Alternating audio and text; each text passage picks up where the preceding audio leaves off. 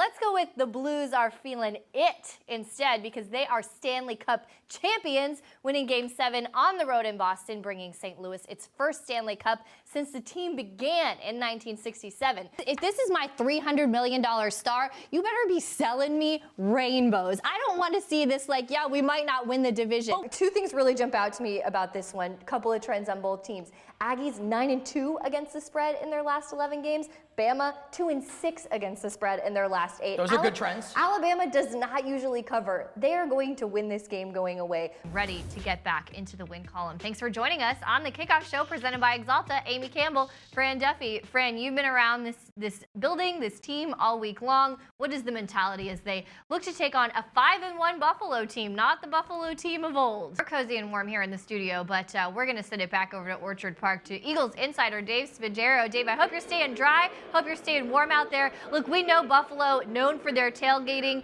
Have you seen anything on fire? Anyone get thrown through a table? What is the atmosphere out there? A metaphor I've used for that kind of vulnerability, that opening up and telling your story about those difficult things, is it's like getting naked in front of strangers almost. Do you ever feel like you're tired of talking about it? I can't get tired of sharing it because I'm still learning so much more about myself. This week we've been talking a lot about Jay-Z's new role, his partnership with the NFL, and also the reports that he's going to be a part owner of a team in the near future. Eric Reed has been very critical of that. He said it's despicable. Reed has also been critical of Malcolm Jenkins, your former teammate, who you were on the Eagles Social Justice Council with. What's your take on Reed's comments about Jay-Z and his approach to it? You know, I think we're right to kind of take it with a grain of salt. He's in a very elite, small group of men that have won the career Grand Slam in the Open era. You're in that small group as well. 3 of those guys are still playing, Federer, Nadal, Djokovic. Can you predict who's going to make the longest run out of these guys? I mean, these are very insecure people that just need to keep proving it over and over again. But you can't deny the love this team showed in the midst of dominating. And no, it wasn't polite, but love isn't always polite. Love breaks the barriers.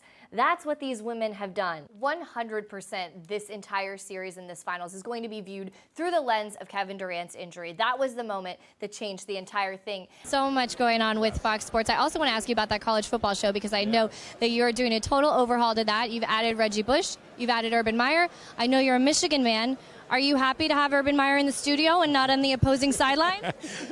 There's a lot of things I'm happy about. It's a little hard for me. I wanted those things when I was younger, but now I just want to play basketball at a very high level. Say what, Uncle Drew?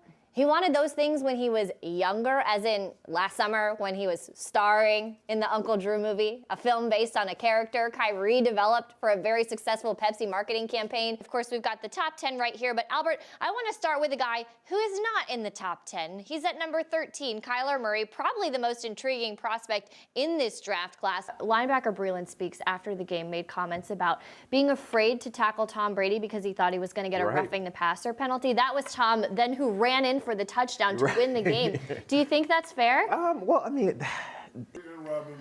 Oh, it's Shaquille O'Neal. Thanks for the present. He's got donuts. Shaquille O'Neal is bringing us donuts. How are you? Nice to see you. Can I sit down? You can say, you can have that. I want to know, how many speeding tickets have you gotten in your life? Too many to count. Really? Yeah, absolutely. Do any of the officers recognize you? Is there ever like a joke to be made about this? Two teams really coming in here desperate for a win, I would say, on both sides. And to me, it's going to come down to the Eagles secondary. I feel a bit like a broken record. We've said this the last few weeks, that they've really struggled to limit the big plays. We're being very bold. I guess we're in London, so we're gonna really go for it. For me, the storyline and really the key for the Eagles in this one is the run game, and we saw that kind of cost them. And if you don't know, now you know.